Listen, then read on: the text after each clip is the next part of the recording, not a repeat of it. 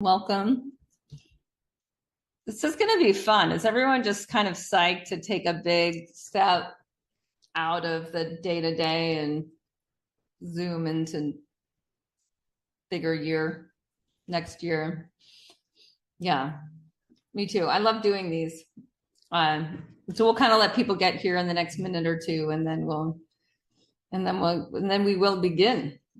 I got to say, I love doing these more from a flow state where I have some ideas of what I want to do, but I also am super curious in our group energy about where it goes.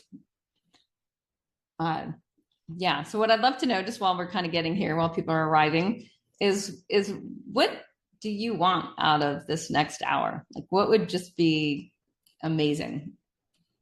Is it, for example, like a real clarity of vision for 2025? Is it more of an assessment of 2024? Is it big picture of both? Is it around critical issues when you set goals? What happens when you maybe set goals and they don't happen, to figure out how to maybe close that gap so that next year you're more on target with hitting goals? All those things are fair game, and anything else that comes to mind. So, oh yay, Debbie's in the house. I haven't seen you in a bit. Good to see you.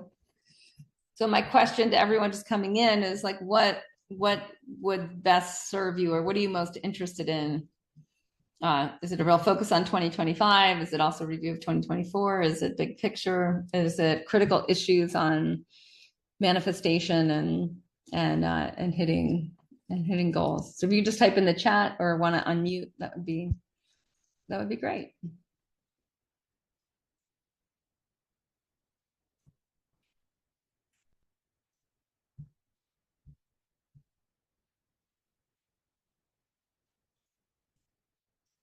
Don't lose my shit during the holidays. I love it, Nicole.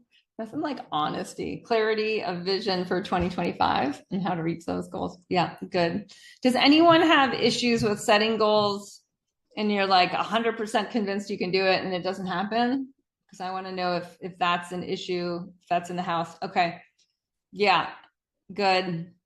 Yeah, that's normal. So a lot of it is because we haven't worked on strategy enough and critical issues enough. So we can dive a little bit into that today. Okay, get ahead of the game and reach goals. Good. Put into motion the actual plan for our goals to become reality. Okay, Nicole's seconding what Arun said, which is how to tune into my intuition to know what I really want. Ooh, that's a good one. This is great. There's a lot on the table. There's a lot on the table here. Take some time to think about my vision for 2025 and hear strategies from everyone. Good. And making the sacrifices needed. Yeah. Okay, so we can talk about how a goal becomes sacred through sacrifice. That's also a popular topic in my world.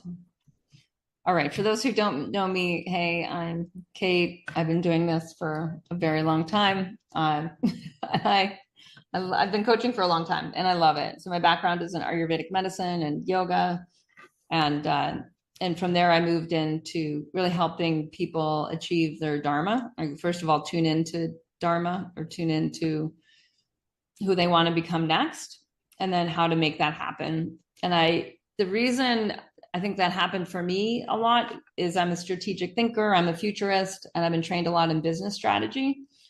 And so combining those with Ayurveda, with like a holistic way of not just reaching financial goals or career goals or body goals, but really a combination of all the goals. Like, how do you really design the life that you most want to experience next? And so because I have a lot of this East meets West, and like the finance, career, team building with the, holistic, somatic, more habit driven Ayurveda, that it becomes this unique synergy. And that's really why the people who are in my clubs are in my clubs, because it's a bit of a unique experience. So what we're going to start off with is something that we've been calling fractal you. in Club Thrive. So I run clubs. I run Club Thrive, and I run Club Hero, which is our coaching programs for health coaching, life coaching. And I run Wellness Pro Academy, which helps wellness pros use the club model, which we demonstrate in Club Thrive and Club Hero. And our Club Hero is our most strategic club. So that's where people are going after bigger life goals. And the difference between that and Club Thrive is more of our entry level. So it's not quite as tight. All right. So that's a little bit about me. We'll take 5 new people into Club Hero. So if people are interested in that, at the end, I'll let you know how you basically like get on my schedule. We have an interview process. We really assess where you want to be in a year. And if it makes sense, if your ambitions exceed the cost of coming in, then it's just a no-brainer to join Club Hero. So that's my big pitch. If you were wondering when I was going to pitch you, there it is. All right. So what we're going to do is we're just going to go onto my pad, and we're going to look at fractal you. And we'll do this. I'm going to just teach it for a minute, and then we'll do a somatic experience so that you can drop in. So for those of you who are like much, kind of get stuck in your head and you get your head disconnected from your body in goal setting. Does anyone have the problem with that with manifestation, where you like set a heady goal and it's not embodied, and then there's like this disconnect where like your body doesn't believe it and your head's all in? Like, how does that work? We're gonna try to solve for that by first learning this cognitively and then integrating it somatically, and then seeing where it happens to go next. All right, so fractal you. This is something that we worked on quite a bit at my Alta event this summer. So fractal you. A fractal is where the microcosm reflects the macrocosm, and the macrocosm reflects the microcosm. So when we zoom out levels, we see patterns. So pattern recognition is part of understanding fractal you. And so we want to be able to understand both past you. So past we'll put over here, and future you we'll put over here. And so with moving your awareness in different levels and different layers, you can like zoom in and you can zoom out on your life to understand, how do you manifest? Like how do you also get stuck? So what are the critical issues? And then where are sort of the free passes where you're like, oh, I naturally just do that thing and it works. And I don't even, haven't really analyzed how I've done it. So if we look at current you right now, we'll say this is current you. We want to look back, and we can even just do this in the past phase. It may be a year, it may be longer. It may be a little shorter. Like my past phase didn't really start until last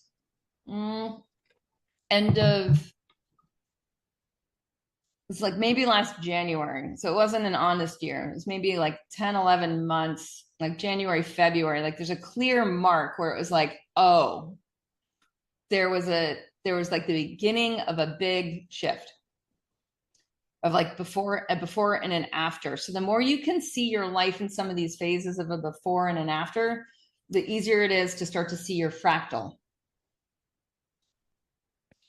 So certain times like life has markers, like getting pregnant is a marker, or retiring is a marker, or selling, like for Ted and Martha, like selling your yoga studio will be a marker where there's like a definitive before and after. Losing a job, starting a job, getting a scary diagnosis. These can be graduating from something, right? Where you can look back and you say, there was a past phase and I can label the identity.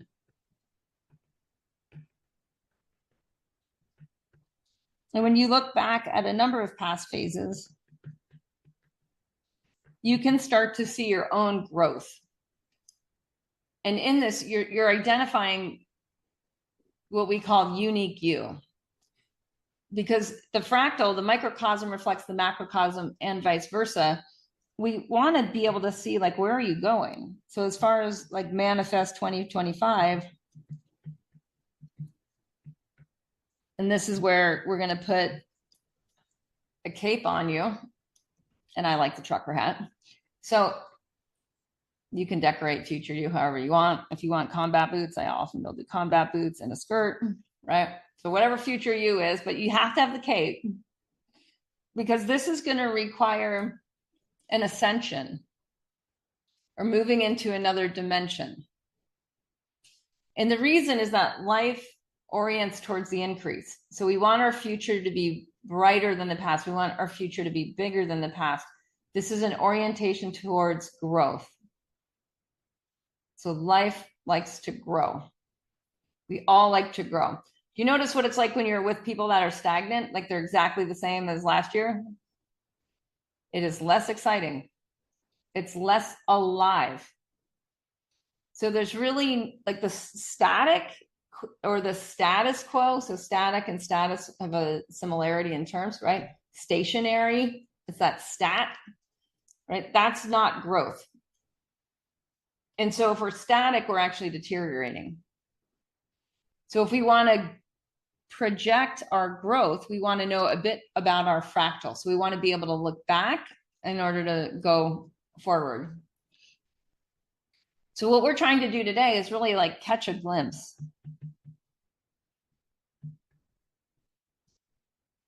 of who is future you? Who is the you are trying to manifest in the next 13 months?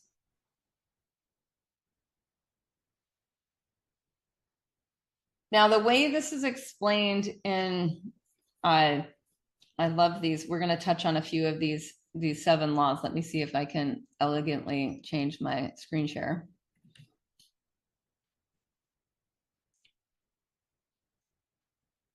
So in Club Hero in the past year, we've focused primarily on Pareto principle, the 80-20 rule. And this is part of the work in terms of future you from Dan Sullivan at Strategic Coach. He has a book called 10X is Easier Than 2X, where you're looking at applying Pareto principle to your own growth, your own fractal. So with the fractal, what you can see is that when you grow, you take about 20% of your old self with you and you ditch about 80%. If it's a clear dimensional jump, if you go up a dimension. So personality isn't permanent. That's a good book by Benjamin Hardy, Dr. Benjamin Hardy. And it shows that there's this plasticity of self, so that within the fractal, there's like 20% that gets selected, that gets upcycled. And I think some of the question is it like always exactly the same 20%? Not really, because you're sloughing 80. So this is a big deal. Like when you really start to get this, and for a lot of people, this is petrifying. Like it's just like, oh my gosh, this is too hard, which is why most people stay at static. By far, the majority of human beings stop growing. Like that is very well documented. That's part of the work of Integral Institute, is where you can see that split across spirals of adult developmental levels. So if you're wondering maybe why it's harder for you to connect with people who have stopped growing, it's because probably you're a person who wants to keep growing. I'm just curious. Show of hands. Does that click for anyone? Yeah, Nina. Yeah. Okay. Yeah, good. Okay. So for me, when I understood that, things made a lot more sense. Like why, whatever, going out and drinking is less entertaining for me, or having the same conversation we had last year is less entertaining for me because of that Pareto principle. And that's a law. So laws are laws. It just means that they're not personal. They just exist in nature.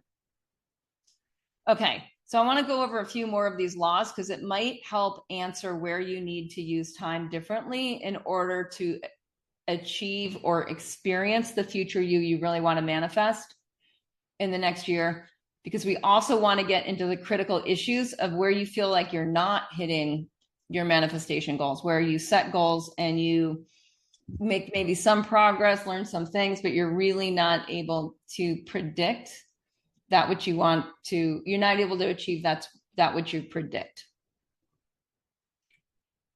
Okay, so I'm going to go over a few of these. Murphy's Law on fear. So if you're in fear, You get stuck in fear. In the Yoga Sutras, we also see this with doubt. So if you set goals and you doubt yourself, that's also completely toxic to the fractal. So you want to identify that. And I'm going to just call these out so that you can see and note your own patterns. So just take notes as I go through these.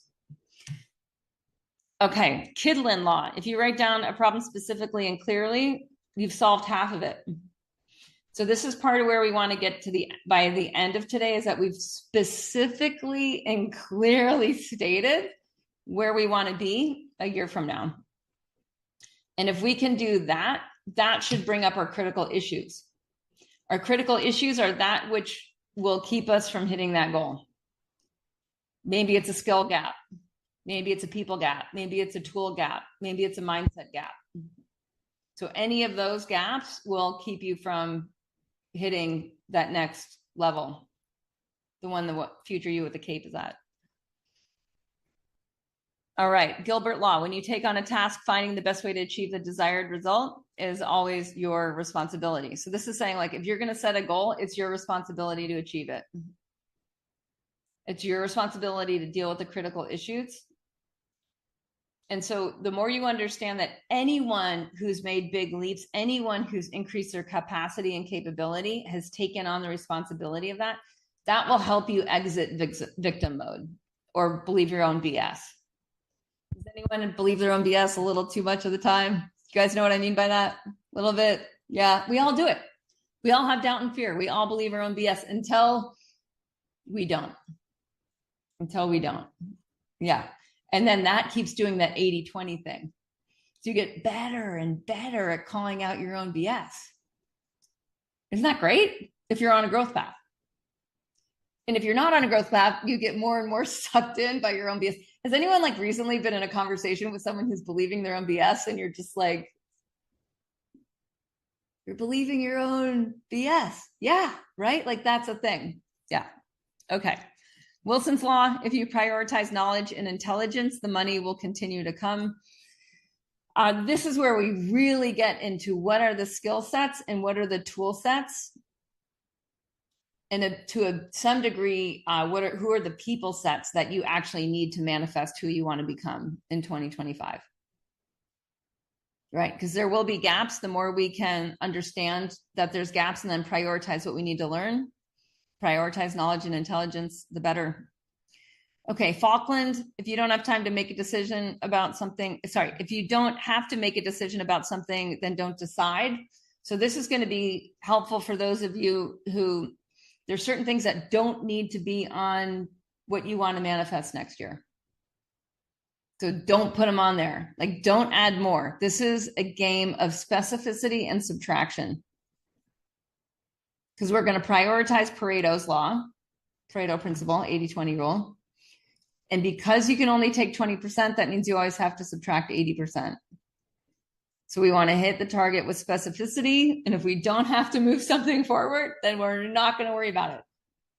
You don't have to get better at all parts of the self in the same year. And this is where I see a lot of wellness pros mess this one up. I work a lot with wellness pros, right? Where it's like, if you want to grow in finances, like let's focus on that, which means we're not going to try to move forward 5 other things like adventure travel.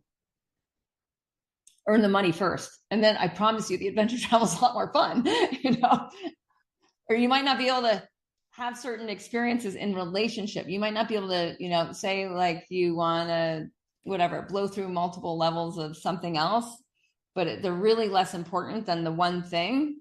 Then we go to essentialism. We focus on the one thing that's really important, especially those of you who set too many goals and don't hit any. Okay, Parkinson's. If more time is given to complete a task, it will likely consume the entire time, often resulting in less efficiency.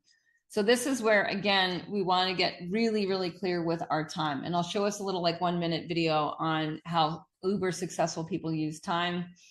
We just watched it on the detox certification call. It's really helpful to watch that. So we'll get into that a little bit down the line. Okay, so just note which of these laws is like, I need to, that one, like that one's important. I need to focus on that one. And I'll drop them in our chat. Okay, because that'll be important to you when it comes to strategy.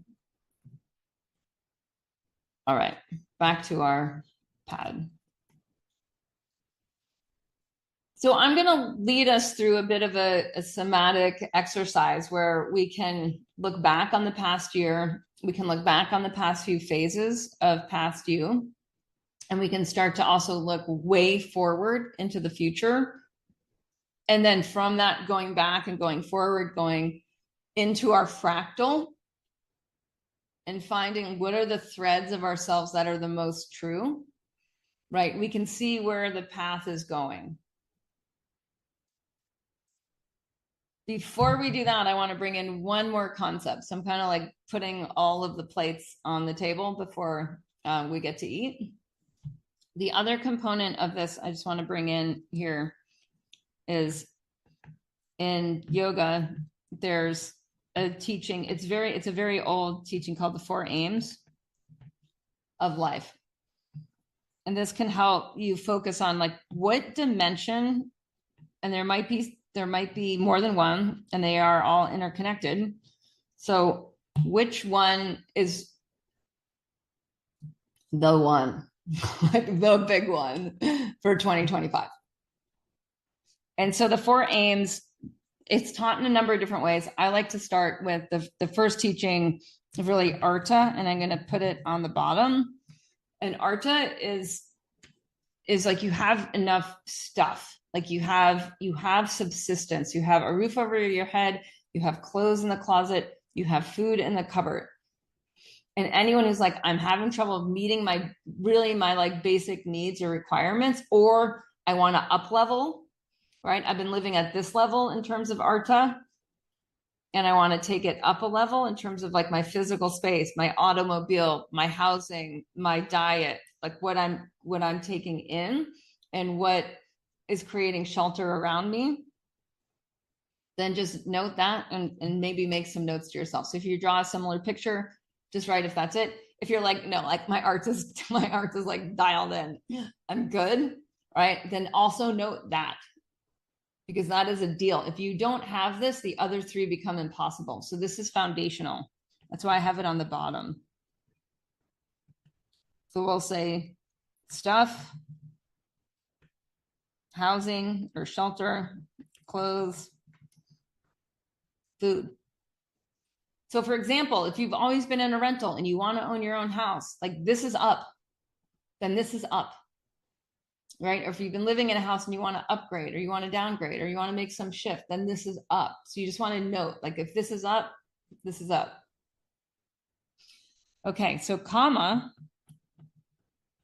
is pleasure. So maybe you're not enjoying. You're not dropping into presence, connection, intimacy, enjoyment. Like you might be eating all the right food, but you're really not feeling nourished. You're not really enjoying. There's not that like juiciness. Maybe your body's dried out and it's just not succulent and sexy. And you're like, wow, I want to be more. I want more of that. I want more sensuality. I want more pleasure. So those of you who know the word, but the Kama Sutras, right? That's that comma. That's that teaching. The teaching is that like life should be pleasurable. I'm going to make Arta brown foundation. Okay. Then we have Dharma. I'm actually going to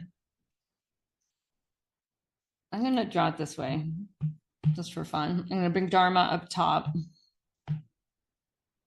Partly because this is what we focus on. Was a huge part of my work when I was writing Master of You, which is essentially a Dharma book, where a lot of my members were looking at me in my life and just saying like, how are you doing this and that? And you seem to never doubt your Dharma. You seem to just move directionally into things that are hard and achieve big goals. And so I looked at it and I looked at how I used Ayurvedic medicine. I looked at how I used, not Ayurvedic medicine, but really Ayurveda philosophy in terms of the 5 elements to look at Dharma and to create a bit of a system around how do we tune in to dharma. So if dharma, we could say, is unique purpose, there's part of this root of dharma is to contain or to uphold.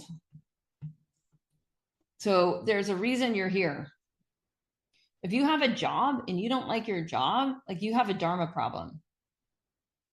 If people around you are retiring and you don't feel like retiring, like, you have a dharma focus. If you're just kind of going through the motions and don't feel a strong sense of your unique purpose, dharma is up for you right now. So dharma is just as essential as artha, as having a roof over your head.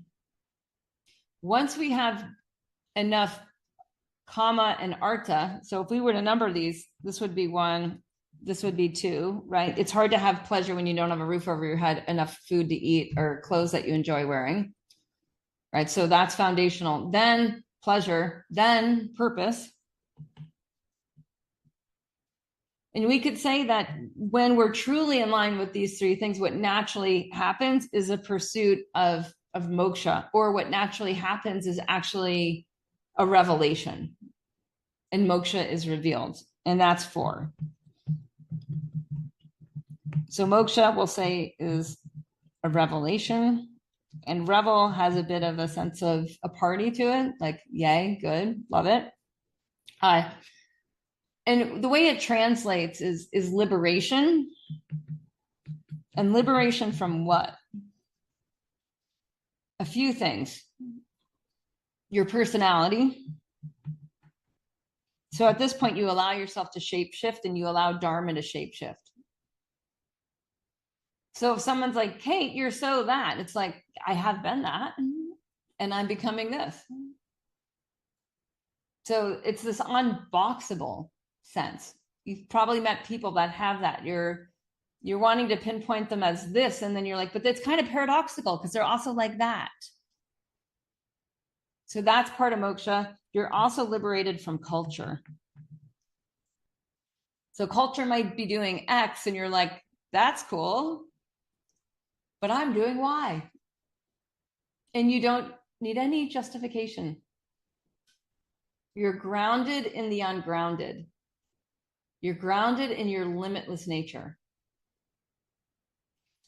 So for some of us, we know moksha's up when we want a stronger spiritual practice. We want to experience things that are part of that enlightenment category. And sometimes this is completely uninteresting to your friends who are really in kama, right? Like, they just want to party. They just want to do fun stuff, adventure travel, like go do, whatever it is. Like, they just want to do that. Or to the people who are seriously driven around wealth, because wealth is going to fall under artha.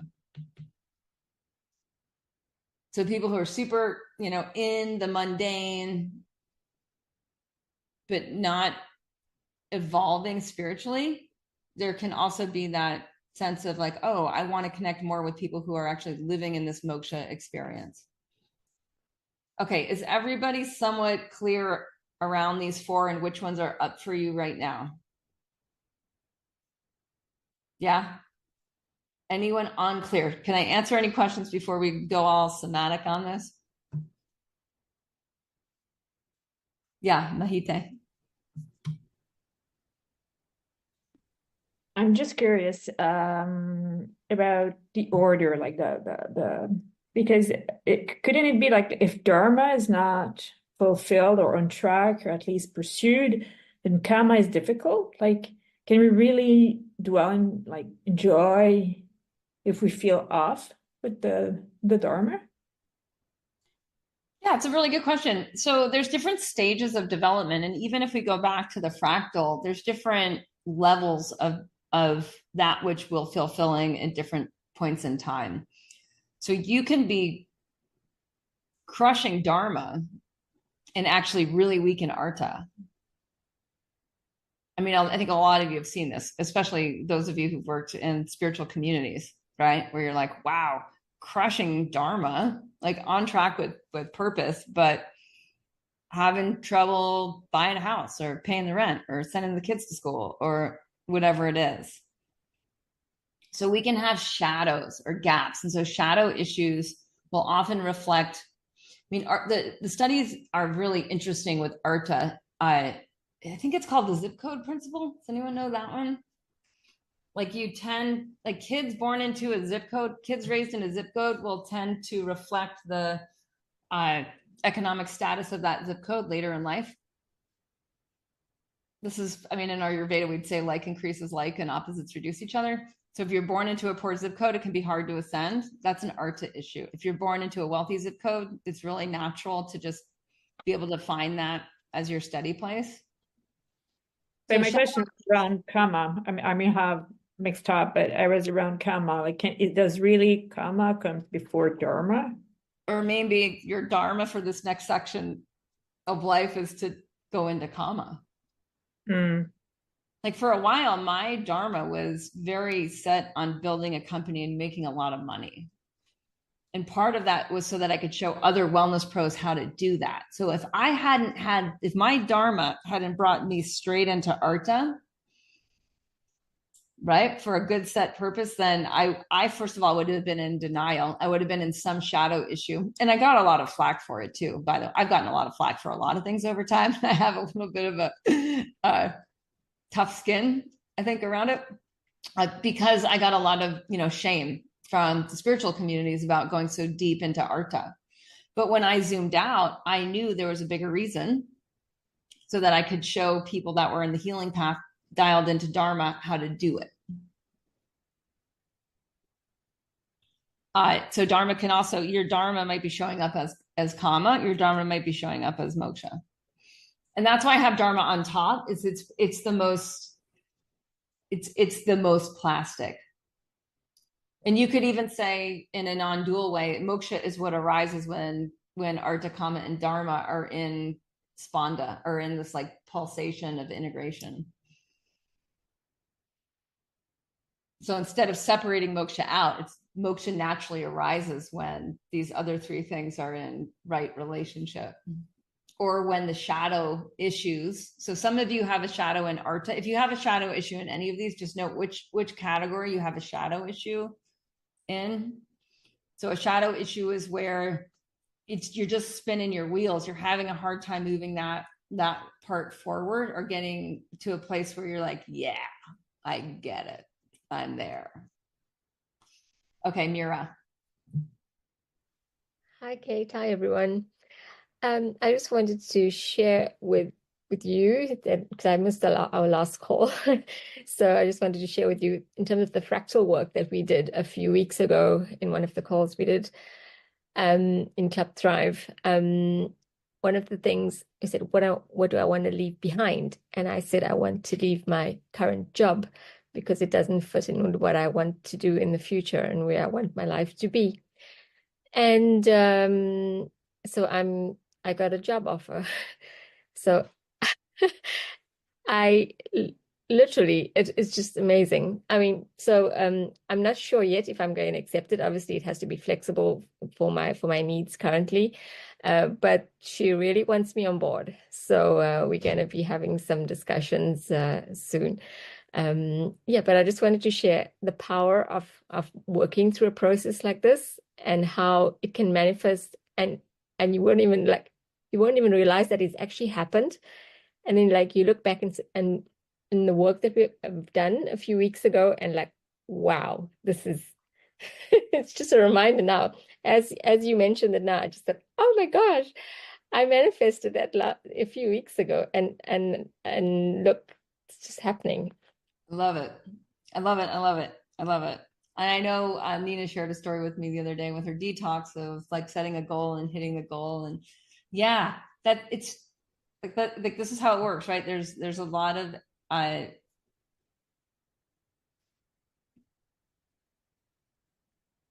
the more we to me, it's like the more we work with the process, the more we get it. We start to see the 80%.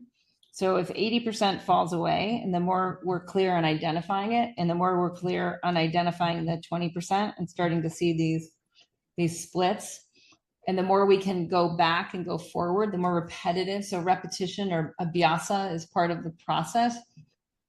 It's part of the process of strengthening our ability to flow into future you. And to also deal with critical issues. Because a lot of what I've noticed in my own path, sometimes it's like Mira, where it's just like, this is what I want, I'm aligned, bam, it happens. And I know with Mira, because we've worked together for years, there's also like a lot of hard things that you worked through in the past that enabled you to then have much faster manifestation. Absolutely. So what I notice for me is like when we're doing that hard work and it seems like whatever, you're like in a jail cell and you're trying to carve your way out with a spoon, right? You're trying to, right? Like when it feels like, oh, wow, there's a few crumbs of dust falling from the wall. Like, you know, that is the work that then allows for much greater and much faster manifestation. And most people are not willing to do that work. It's easier to just go have a gin and tonic or a bong hit or go internet shopping or have a cookie, like pick your poison, or gamble, or whatever that means for you. Or for a lot of people, they just go into solving other people's problems, right? So you're like infinitely busy. We worked yesterday in Club Hero with because I asked everyone in the beginning, like, what's your critical issue? This is basically what we do in Club Hero. It's like, what's your critical issue? We start problem solving using structures. And it's so easy to see when people are in denial. Because the mind is a very, very crafty thing, and it'll create drama. It'll focus on drama. There might be a family trigger. There might be a work trigger. There might be something. And all of a sudden, 80% of your attention is not going into solving for the critical issue. It's going into something else. And that happens, right? And that's where so much of the support of helping each other grow in a mastermind is so important. Okay, I feel like we now need to do this. So let's just, I'm going to keep this on the screen. So we have, we have two maps here. We have the 4 aims map and we have the future you fractal map. And you can close your eyes because these are now in you. And allow your body to be both relaxed and alert.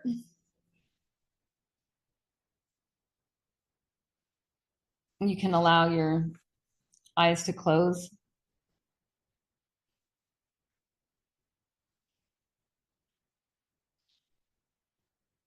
And look back. We're going to go way back. We're going to go back into the decades of your life and look for themes. So I see we have some people that are younger and some people that are older. So for some of you, you'll focus just more on a couple of decades, and others of us will have maybe 6, 7 decades to cover. And what you're looking for as you look back through the decades of your life is we're looking for your essential nature. So the you that can't be changed is your fractal. So the you that maybe was misunderstood, especially early in life, or maybe was misunderstood in various decades of life or periods of time in life, or had a harder time connecting, but was true to you, just look for that. So it's the you that transcends culture. It's the you that transcends the sort of paradox of personality that's required for any age group. It's the true you. And just ask yourself, what are the characteristics of the true you?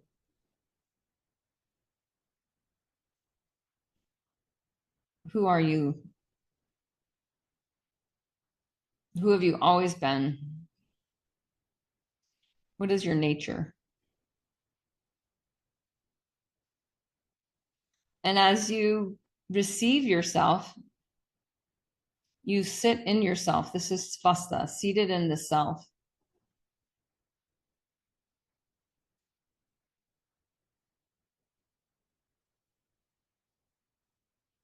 So we're all the universal and the individual. And we're actually tuning into our individual nature right now. So not just zoning in, those of you who go non-dual really easily and end up in unity consciousness, like, yes, good. And unique you. Who are you? And what is your dharma consistently? Like the dharma that actually doesn't change. There's going to be a pattern. There's things that you're naturally attuned to, naturally interested in. And so as you tune in, just allow, like even breathe yourself in. And some of you might just find you just exhale, like, oh, like you're letting go of just not needing to be anyone besides you. You're magnificent. And we need you. There's a reason your fractal is you.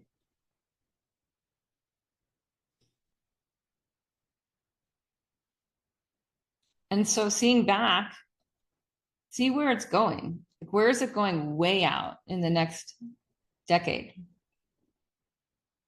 Where is it going? Where does it want to go? Even if only 20% of who you've become gets to go to that level, what is the essential 20% that's made it through all the decades? That's going through a huge leap, a 10x. And zone in on that. That's the fractal. That's the 20% that's going into the future.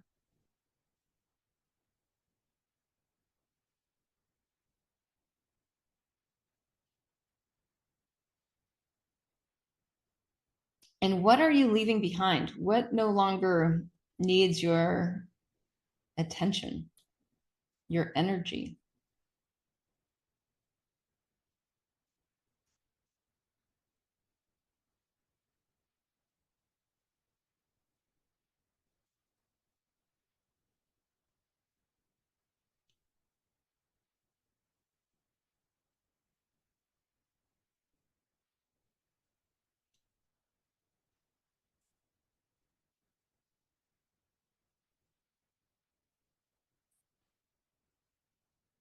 Just feel what it would feel like to let that go, to no longer need to put your energy, your attention into what now will just be the drama, will be the past self, will be the status quo. You don't have to uphold who you've been. You can take the best and put it into becoming. And it frees up all that time and space, that 80% that gets freed up. This is what you get to apply your energy and attention to, the critical issues that come into focus to manifesting who you'll be in the future. So we're not just going to wish it to become true. We're going to be willing to be strategic, to grow skillfully, to learn. What are you going to need to learn? What are the skills, the tools? Who do you need to be around? Who's already at the levels ahead of you?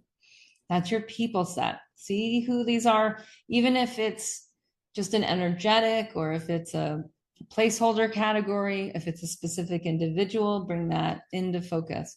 If your mind edits because it can't figure out how, you're solving the wrong problem. We're on what? We're not on how. How comes later. So just who and what, not how. Who's already where you want to be next, specific to your 4 aims. Imagine yourself with them, receiving mentoring, guidance, receiving appreciation for being willing to grow.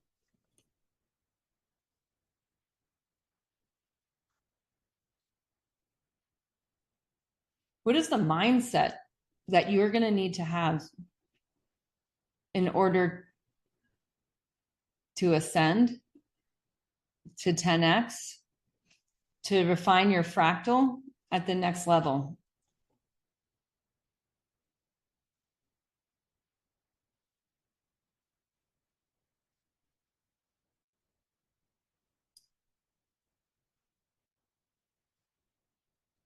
And what are the tools you're going to need?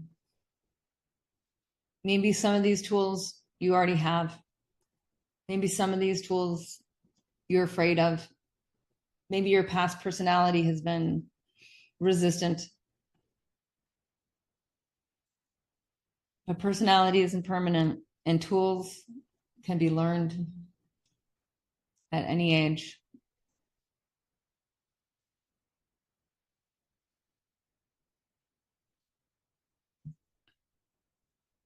And then finally, see the next year, see 2025.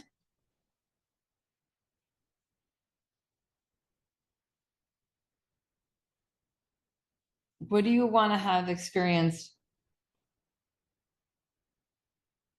So if it's a year from now and we're looking back, who have you become? What's changed? What's your new normal? What's your new floor that you're standing on? What was the hard part?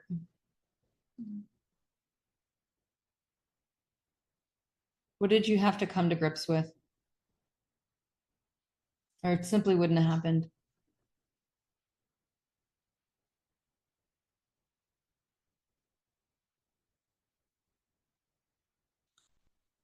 And continue looking back to see the thread from the past into the future. What were your critical issues in 2024? What were your challenges? What did you overcome?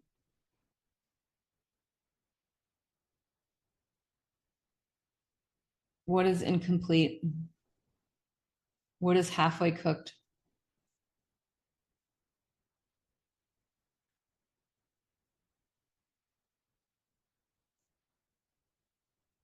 And what progress have you made?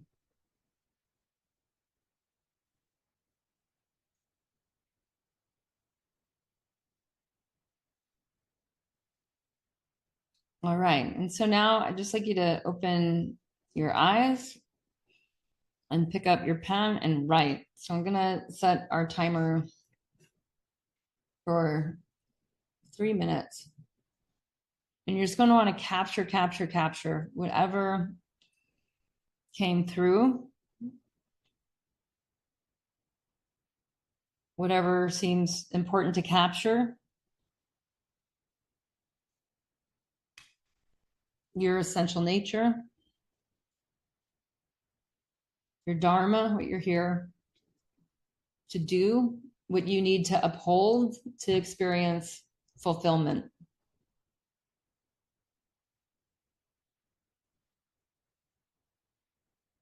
What are your recurring critical issues?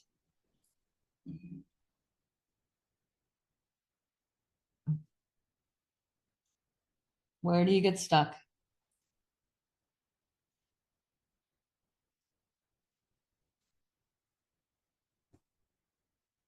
Where are you going next?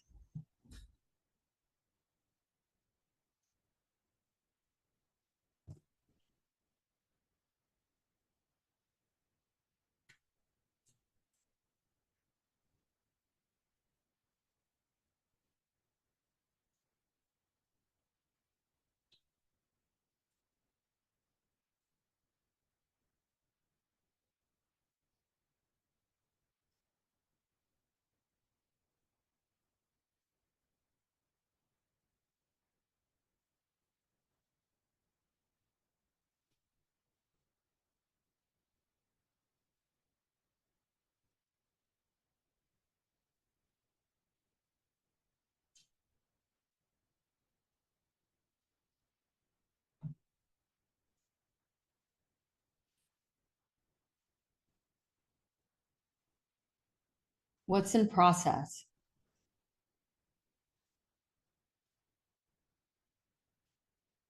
What's in closure?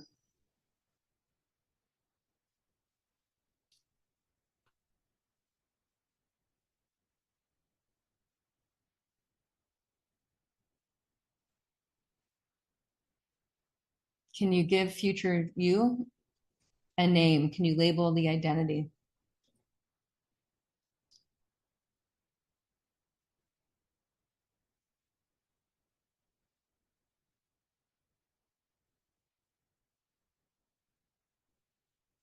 What is your new floor or your next floor? So that you have a standard. What's the next standard?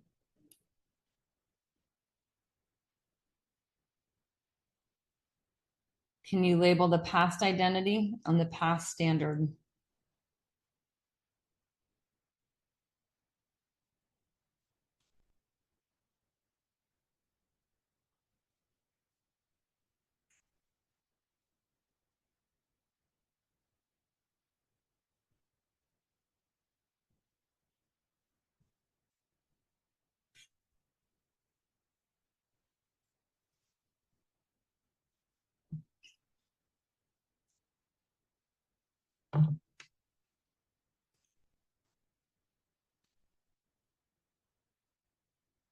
So then we'll look at today as A. We'll look at a year from now as B.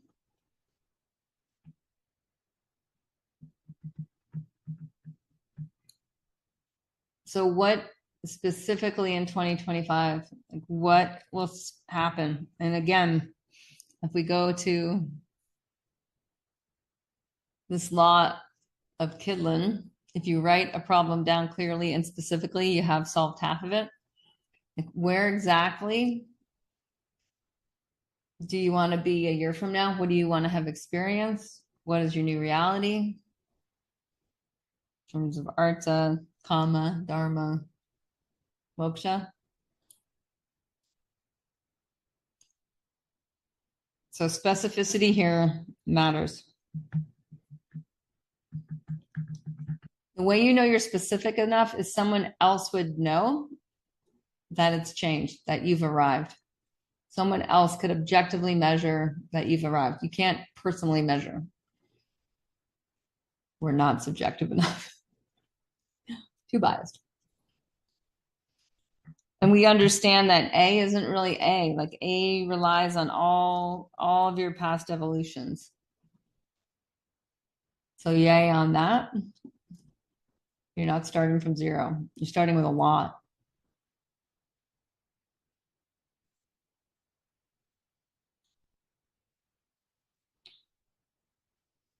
And then finally, what are your critical issues? This is like the no BS. This is like not time for rose-colored glasses. This is not time for Pollyannish thinking. What are your critical issues?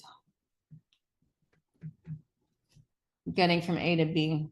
Critical issues are going to show up in four main ways. We call them the four sets. Mindset. So if you doubt yourself, if you live in fear, if you worry, if you live in drama, any of those things are a critical issue. You're not going to get there.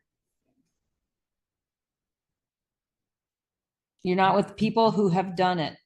So if you're not with people who are already at B or C, it's actually usually much better to be with people who are at C, because for them getting to B is really easy, right? They're like, you've been there, done that, done it 100 times. So being with people who are ahead of you and then people who are a few steps ahead of you, right? Really important. What are the skills that you have at B?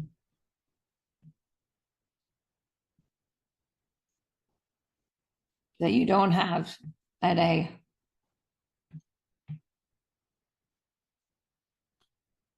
And then what are the tools?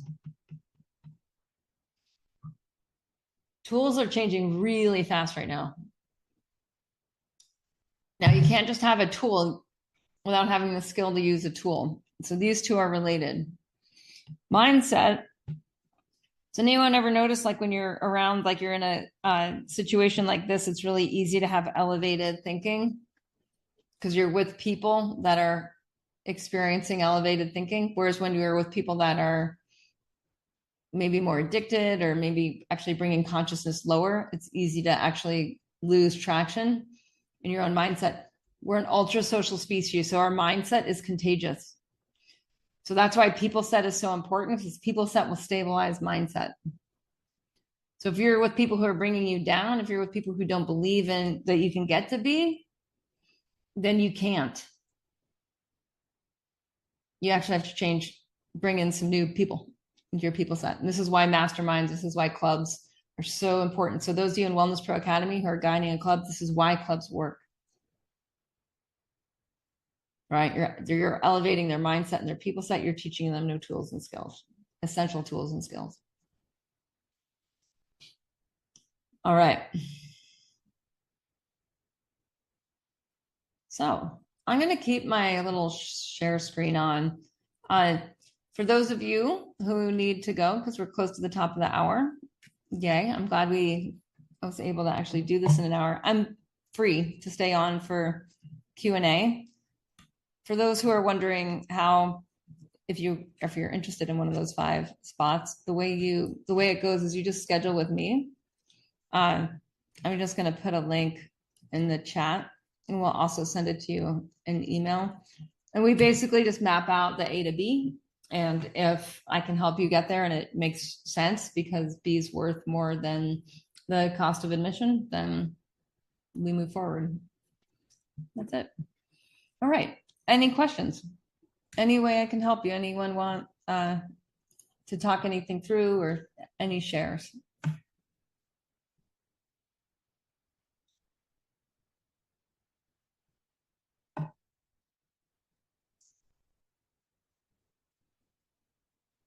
That kind of flew by, didn't it? Mahite. Yeah, I can always ask questions. You know, I always have questions. So if no one else jump in. My question is, can you talk about the increase of resistance when we set a goal? Like I'll use myself as an example, Yeah. but a little bit like Mira, I had this story where I voiced something in Club Thrive, and all of a sudden I have the opportunities there, and I want to go for it. But what I experience that is like all my addictions, all my cravings, muddy stuff is just multiplied, which blurs my capacity to be efficient. And if I want to reach this goal in such a short time, it was one of the laws around that I really love. Like more time wouldn't help. Having more time wouldn't help. So it just. No, I mean that, like when we really, oh yeah, I was going to play that. You guys want to see that video? What is the fastest way for me to find that video?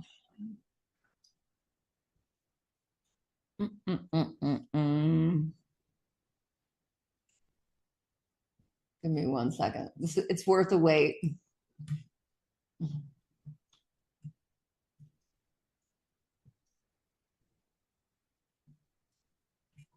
It really highlights this issue with time. And then I'll answer your question. But I had promised us that we'd watch this little.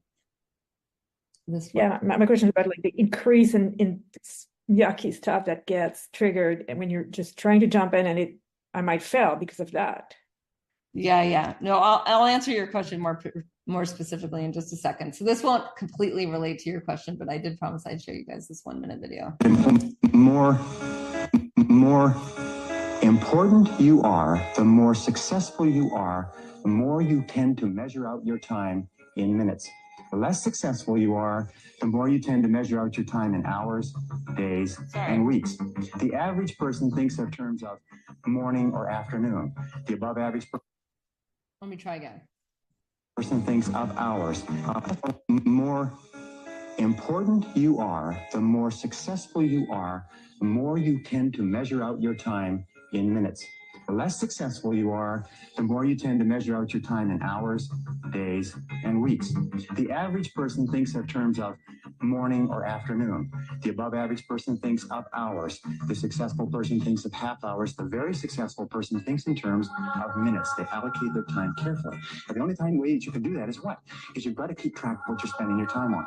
60, 70, 80% of people are not aware of how they spend their time. They think they spend a lot of time in meetings. It turns out they spend a lot of time socializing. They think they spend a lot of time working on reports. It turns out they spend a lot of time on the telephone.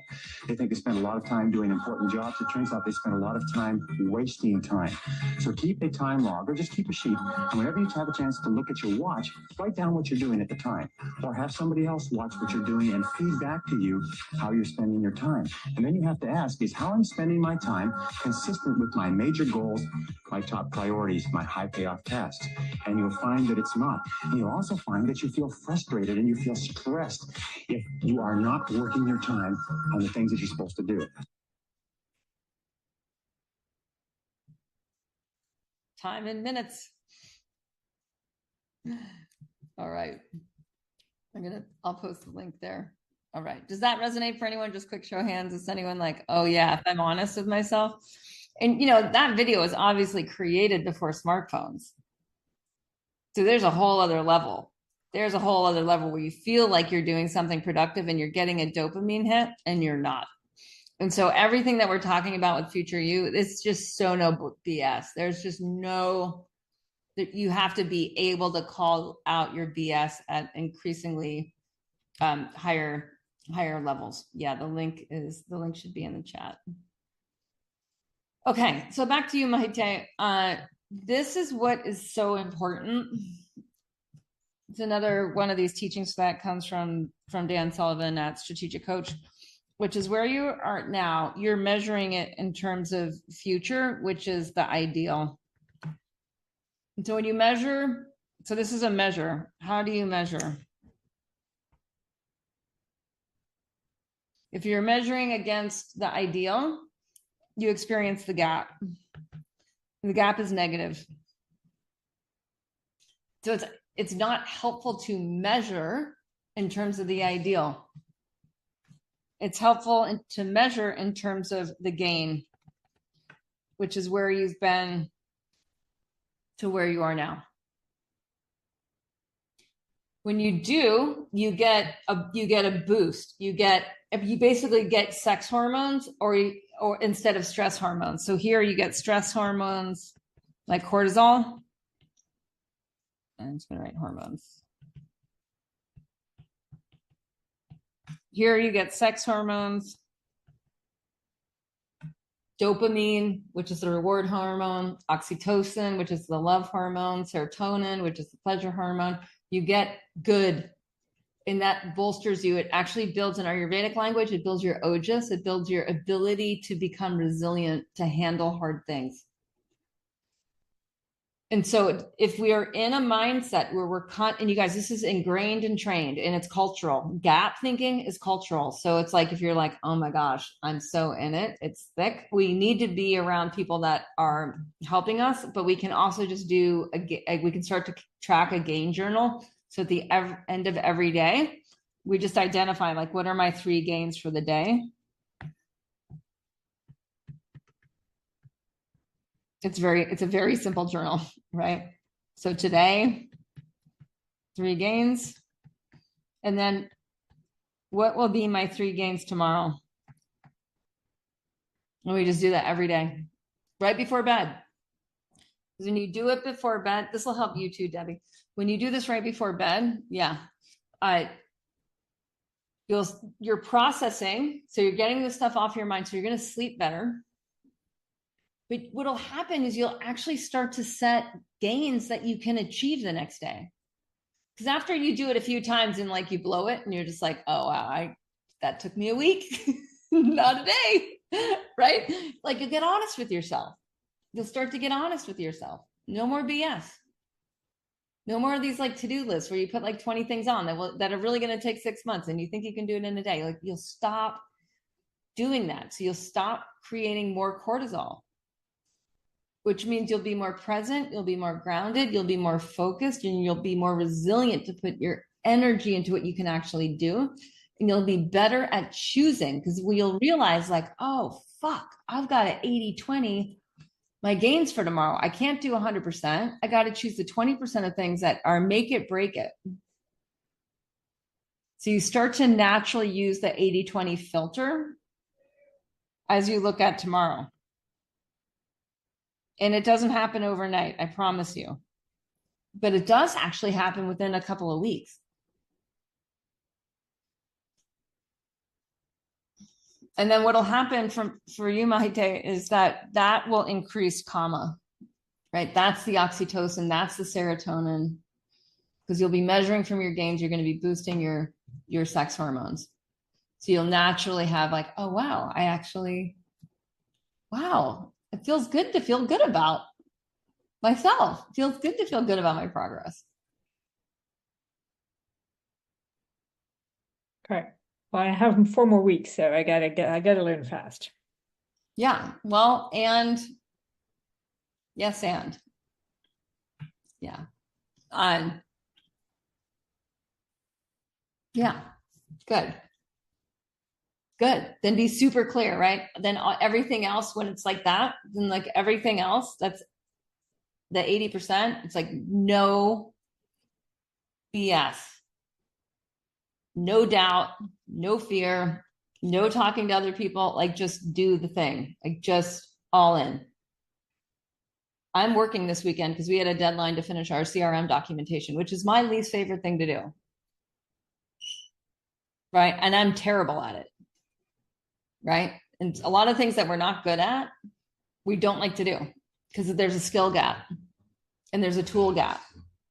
So the things that we're good at that come easy are usually fun because we can be in flow. Our challenge can meet the skill can meet the challenge. So when you're out of that, it's like it just everything else is just all in. Yeah, no feeling sorry for yourself because we're choosing it. Yeah, you got it. We got your back. And then just feel that we've got your back. That'll boost the sex hormones too. And how fun can it be? How easy can it be? Write that one down. How easy can it be? That'll boost your serotonin. All right, Nina. Hi. Okay, this was really helpful because it's like, okay, what do we want to manifest for the new year? In my mind, as an entrepreneur, I'm like, okay, what are my business goals and what are my financial goals? And then when we did this, I'm like, oh no, girlfriend, it's all karma. Like I have so need the pleasure back in life because I've been so hyper focused on, being an entrepreneur. Mm-hmm. And I love this introduction of the critical issues because I've never heard you talk about this before. Mm-hmm. So also love that you were just talking about time because I'm like, like what's my critical issue of time? It's like, is it mindset? Like I really just need to be tracking my time more because that also doesn't sound very fun. So yeah, I don't know. I just would love some feedback. Yeah. I can speak to all these things because this has been, because this is reality for me. All right. So a few of these, you're in a Dharma Arta play, right? With work. And so to me, there's a level of complexity. So as we become more skillful, the future you requires everything. It requires the best of everything, always and continually. And this is where, when you watch people who are really great in a few domains, right? They're not only great at this, they're also great at that, right? We can have respect for that. They've gone through a lot of these iterations with precision, and they've made hard choices that have really brought them outside of culture, right? So over here, we have to transcend culture, which means we're not doing what everybody's doing. And our personality is changing. So the way we're using time isn't the way that other people around us are using time, because the majority of people are not doing this. The majority of people you are all with are not doing this. That's why mastermind groups are essential. for people who are growing. That's why people that grow a lot invest in mastermind groups. And once you start investing in mastermind groups, it's a continual process, because you're like, I'm worth more than anything else. Like, I'm worth more than products, like more than that's the stuff. Who I'm with really matters. So being with the people that are fun, that are doing hard things, because adversity habits are what makes us great and feel great. And you get more dopamine, right? You get more of that reward hormone, etc. So a bit of it is just like raising the bar. And then as you're doing that, experiencing the pleasure of it. So like you and Valerie are friends who are both in WPA, and just experiencing the pleasure of growing together. So you point your awareness into the pleasure and the depth of connection and the new friends you're making in there. Like you and Kavita are friends now because of that. And the more you guys connect, because you're moving, and I see Kirsten's here and Walden was here a minute ago. It's like the more you're connecting, and Dad's here, right? It's like you're connecting with the people that are in that and doing the work. There's just a bit of actually tuning in to moksha. These are opposites. These are on opposite sides of the polarity. There's all these polarities happening.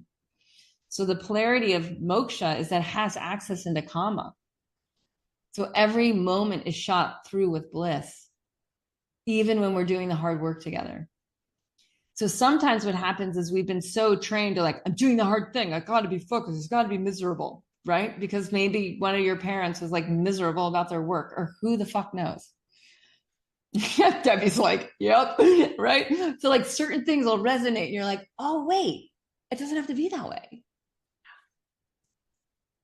And I realize this a lot with parenting, with parenting, where you just feel like sometimes time's going so fast. And, or at least this is how I felt. I felt like this since the minute my child was born. I'm like, time is like, it's like sand slipping through my fingers, and just trained myself. I remember I trained myself when I was nursing, indeed, to just be in like 100% in liberated kama. And I had the blessing, or we had the blessing of, I conceived, before I conceived, I started studying with Sally Kempton, with Swami Durgananda. And from that, I decided to conceive her. I was basically like, I don't know, it was very divine commandment-ish. And her whole in utero was when I was with Sally and Shiva Sutras and all that. And so in my transition into motherhood, it was just really clear that this kama and moksha is always available. It's always in the presence of the moment. And so like you guys, I really love coaching. This is super fun. This is a kama activity. It might seem like dharma, but it's total kama, because the last dharma activity I did was a CRM documentation meeting, which was like, I lost my temper 3 times. It's super embarrassing. Right? But like, how do I then try to bring kama into that? And that now is my path. And then making sure I have people around me that are the right people.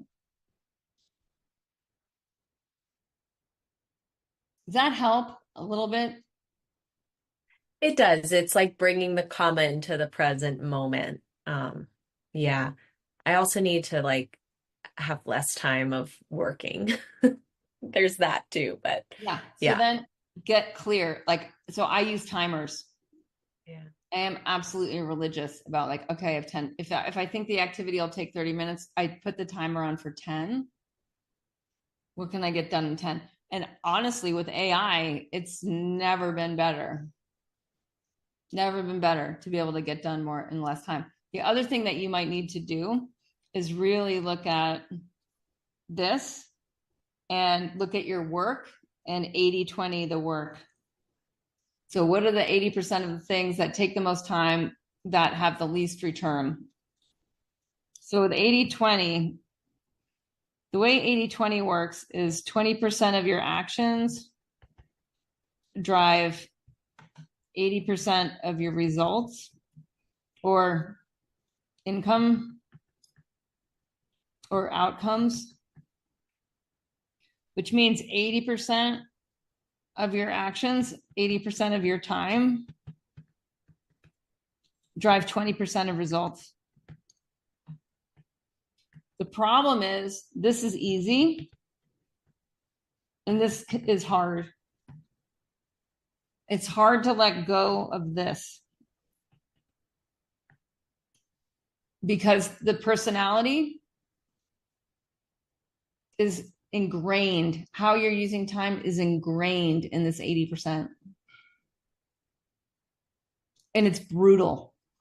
Like when you really do it, and that's why we need to do it together. Like all adversity habits are possible because we do them together. We're an ultra social species. We're like the ants building the ant nest. We're like the bees building the beehive and making the honey. Like it is a group activity. And the more we get this, like if you look at, I mean, I love Elon Musk as an example. If you look at his success story, it's like everyone he was with at PayPal became billionaires. Or maybe not all, but it was like 18 out of 20. It was crazy. Right? Not millionaires, not money with an M, money with a B, right? You're like, oh, people set, tool set, skill set ties into people set, mindset. You guys, it's always that way. Pareto's is a rule. 80-20 is a law. It's not random. This is how nature works. 20% of the seeds grow 80% of the crop. That was Pareto's big discovery. He was I think he was an Italian economist in the 1920s, something like that. And that was his big aha, was 20% of the seeds grow 80% of the crop. So then he just looked everywhere and he's like, it's always fractal. It always works fractal. We work in fractals. The microcosm becomes the macrocosm. The macrocosm becomes the microcosm. So if you're stuck in time, it's time for an 80-20 and it's going to be brutal. Which can happen through some things of just handing off. But, you know, if we look at it, we've got delete, we've got delegate. Right? We've got some things that we can park someday, maybe. But this is no BS. And then it gets so good. And then it gets so good. It gets to like where Mira's like, all of a sudden you do this and then that happens. It's amazing. I just manifested it. Bam. Yeah. Well, first this work happens. I mean, and sometimes it's mixed up and simultaneous and all that because that's the nature of nature. It's a little messy. Thanks for the Does that help, Nina? Yeah, it does. Thank you. Do you know a bit of what the 80% is? It should be like it's whatever your intuition is pointing to. Yeah, I do. Okay. Thank you. Yeah, you bet. You bet. All right. We good? Sweet. I'll see you guys and let me just share it. So those of you who aren't in any of our, who aren't in Club Thrive or Club Hero, we have our free club, which I'm calling Club Thrive TV. And in 2025, we'll be publishing more on it. This is like our social, it's kind of like takes the place of a free Facebook group. And so this is where you can see like what's going on next on the calendar. This is what we did this week. We tend to do a couple of things a month. I haven't announced yet what we're doing next month, but I will shortly. And so if anyone has friends who want to listen to this, that's like the best place is just to invite them in. I'll put the link in the chat. You can also just, if anyone's in school, we love the school app. We've been super down with our transition in here. It's just been really, really great. And then when they come in, anyone who's actually curious about Club Hero, the best way to get in is just to go through this and do the Future You session with me, which is a free course that everybody gets access to. So if anyone has a friend that should definitely be in here with us, that's like the free place. It's the free place to start. So I'll just put that link in the chat if I can find my chat window. Yay. Cool. Any closing thoughts? I'm curious if the Club Hero, is that like you have to go through Club Thrive and then kind of graduate Thrive? No, but it includes Club Thrive. It's just like my inner circle. So everyone gets access to Club Thrive. And then, yeah, it's a bit of the fast track. It's actually really cool to see what's been happening with the Club Hero members. I'm always, I don't know. Nicole, do you want to speak to it?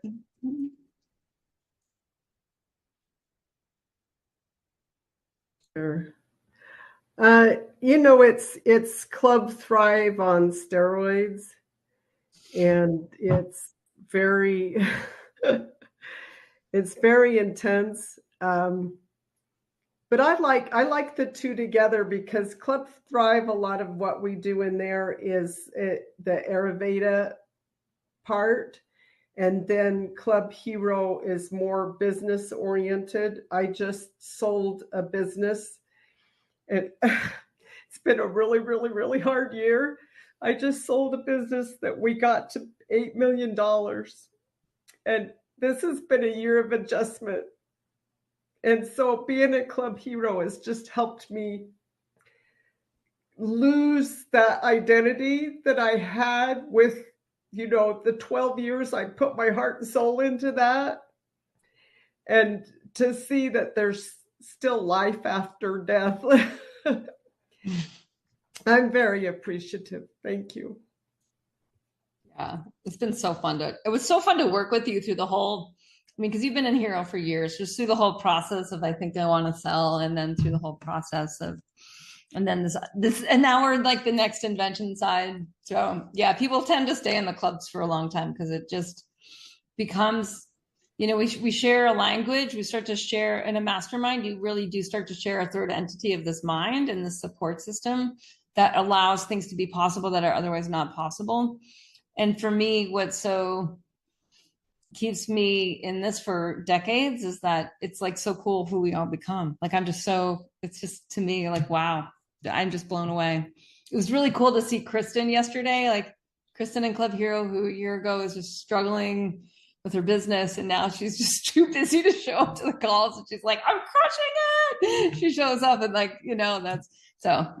to me, that's the difference. But everyone in Club Thrive gets all the keys. So it's a Club Thrive I use as foundation and skill building so that when people come into Club Hero, they're really ready for it.